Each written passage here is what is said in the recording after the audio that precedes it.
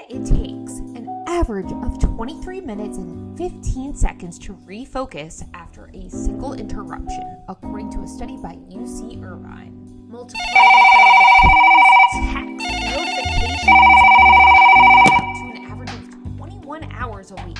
That's almost a whole day, every week, gone.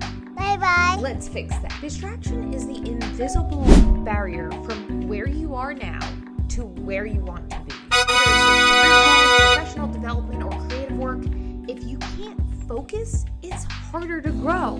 Let's talk about reclaiming your attention so you can reclaim your future. We're surrounded by noise. The average person checks their phone 96 times a day. That's once every 10 minutes. Social media, endless emails. It's what makes us feel productive, but it's actually keeping us stuck. And here are scientifically proven ways to prevent distraction. 1, reduce task switching, aka stop multitasking. I'm throwing this up there because it is a scientific tip I read.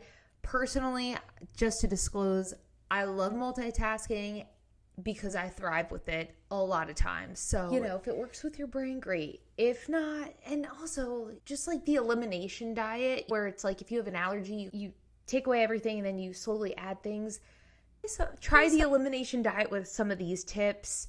So, for example, tomorrow I'm going to test with myself because science says so, that it helps. So I'm gonna try it, although I know I thrive with multitasking to a degree. And so I'm gonna try the 1 tab rule myself. We'll see. But try these things yourself and see what you like and what you don't like. You don't have to be so rigid. So the break between tasks, they're saying that it leads to switching costs. Research from the American Psychological Association shows this reduces productivity up to 40%. I will say, though, I did hear that it takes, for every time you get distracted, it takes you 23 minutes or something like that to get refocused. So I'm thinking perhaps this might be linked to that. So instead, group similar tasks together, aka task batching. Use the single tab rule. Only 1 browser tab for focused work. That's going to be a little challenging.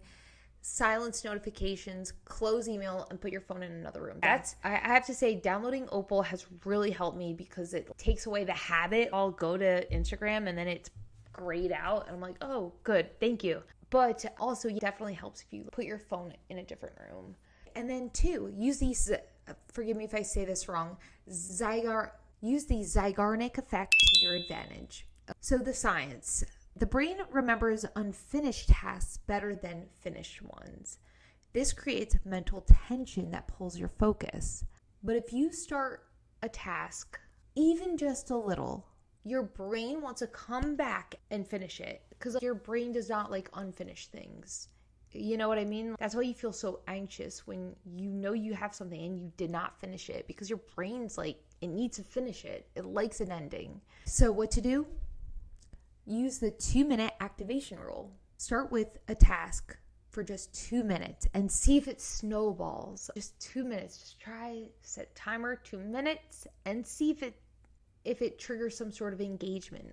Psychologist Peter Goldwitzer's research shows that people who form then plans are 2 times to 3 times more likely to stick to their goals. So here's what to do. Write a clear plan. If I feel like checking Instagram, then I'll go for a 5-minute walk. If I get distracted, I'll take 3 breaths and restart the timer. So let's do this right now. Let's see. I'm going to be a little hardcore right now. I'm going to do it for myself. I want you to do it for yourself. If I don't feel like editing this video when I'm done recording, then I will take off my makeup, brush my teeth, and be in my bed and edit in my bed. That way, if I fall asleep, then I get rest. That's a win. And if I edit, that's a win too. Cool. Number 4, train your attention with mindfulness. The science. A Harvard study found that we spend 47% of our waking hours thinking about something other than what we're doing. Mindfulness brings you back. Regular mindfulness increases activity in the prefrontal cortex, which is the part of your brain responsible for focus and decision making. So I started TM and it does really help. So do it though. That's a funny thing. It helps and then it's like, oh, we'll do it. So try 5 minutes of focused breathing work. You could look for a body scan on YouTube. There's so much free resources out there to use. And of course, mindfulness apps like Headspace or Insight Timer design this attention optimized environment. Of course, they're going to say there's that whole, all right, I just thought of one of my favorite quotes. It's by Albert Einstein. He says, if a cluttered desk is symbolic of a cluttered mind, then what does an empty desk symbolize? Mic drop. That's my favorite because I'm one of these people, I'm not totally organized. I'm not messy. Like food, I'm very clean. Like, take out the garbage. But in terms of paperwork and stuff, it's what it is. I'd rather spend my time instead of shuffling papers of writing, you know what I mean? But this is true though. In a clean environment, it's not easy to stay focused, but it's a little more easier to remain focused. So just one of those things where if you're not feeling focused, ask yourself, is there anywhere I can organize a little bit? 6, leverage dopamine strategically. Distractions are tempting because they trigger quick dopamine hits, but intentional reward systems can rewire this pattern. Dopamine is released when anticipating a reward, not just receiving it. After 30 minutes of deep work, I will take a matcha break. You could always use helps. And it actually helps too if I have plans.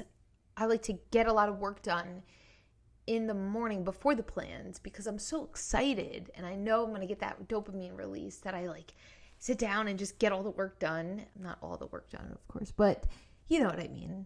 So reward yourself. So if you have a big to-do list, what's your reward after? Don't forget to include it. Use the attentional restoration theory. Research from Kaplan and Kaplan shows that nature restores your brain's ability to focus. Even brief exposure to natural elements improves focus. So work near a window with the view. You could always use nature videos as your little break too. Sip some coffee while looking at waterfalls. But I will say that's why it's like, it's so nice to just get in touch with nature. I always feel so much more clear-headed after. And it's not a coincidence. It's not like, that's weird. It's not weird because it's true. People do feel more focused and relaxed after being with nature. So be with nature if you can.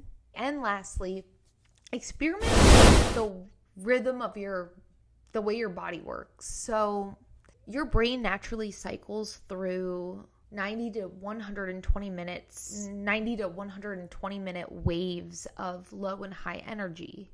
And this is called, I can't pronounce this, forgive me, Ultradian rhythms. I want to say it's that. I learned by reading alone, you know what I mean? So I don't have Albert Einstein next to me being like, hey, how do you say this? So everything, if I pronounce it weird, don't judge. Anyway, so pushing past these leads to brain fog. That's why I'm so against the 40-hour work week, because scientifically it's just not efficient scientifically.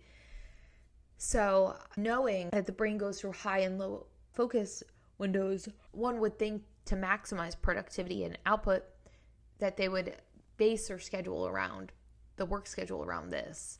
So my point is work, then rest. That's why I love the Pomodoro technique so much, is like you work and then you play a little. So you take the break. Distraction isn't just a bad habit, it's a future thief. But with intention, tools, and small changes, you can protect your focus and unlock the success waiting on the other side. And what's one thing that you're going to try to overcome this week? Let's stay focused together, guys.